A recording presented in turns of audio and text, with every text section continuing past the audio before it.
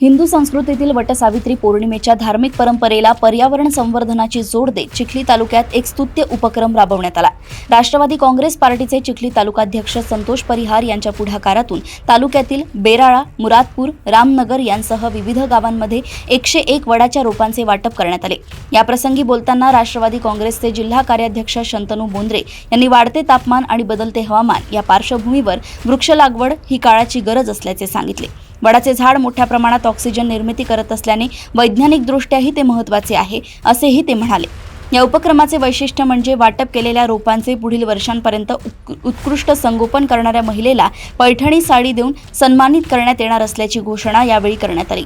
या कार्यक्रमाला परिसरातील पदाधिकारी, ग्रामस्थ आणि महिला मोठ्या संख्येने उपस्थित होत्या। चिखली येथून समाधान गाडेकर यांची रिपोर्ट। तालुका राष्ट्रवादी काँग्रेस पक्षाच्या वतीने चिखली तालुक्यामध्ये आमचे सहकारी संतोष परिहार तालुकाध्यक्ष यांच्या माध्यमातून आम्ही चिखली तालुक्यातील बेराळा, मुरादपूर, मेरा, रामनगर, कोनड, अंचरवाडी बहुतेक खूप साऱ्या गावांमध्ये आज आम्ही 101 वडाच्या वृक्षांचे आम्ही आज वाटप केलेले आहे। ज्या महिला त्या ठिकाणी वटसावित्रीची वडाची पूजा करत होत्या त्या ठिकाणी जाऊन आम्ही महिलांना ते वडाचे झाड आम्ही आमच्या पक्षाच्या वतीने त्यांना दिले आणि त्यांना वृक्ष संवर्धनाचे महत्त्व आम्ही या निमित्ताने समजावून सांगितले।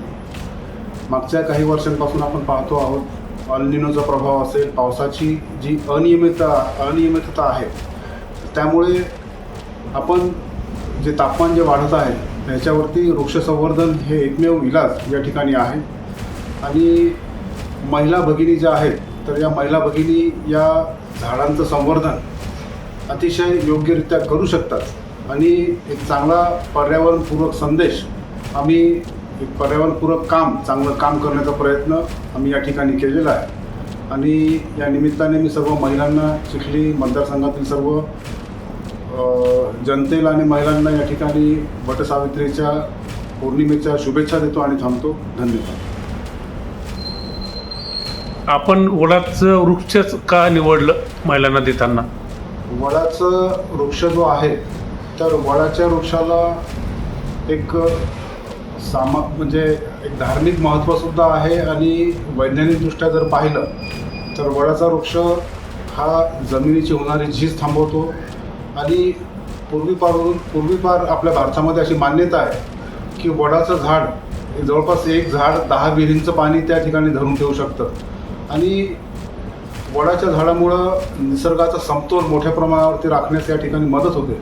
मग पक्षी असतील, बाकी सगळ्या गोष्टी असतील, जमिनीची धूप असेल, पाणी असेल, सावली असेल, या सगळ्या गोष्टींसाठी वड हा वटवृक्ष म्हणून आपल्या भारतीय संस्कृतीमध्ये संबोधला जातो।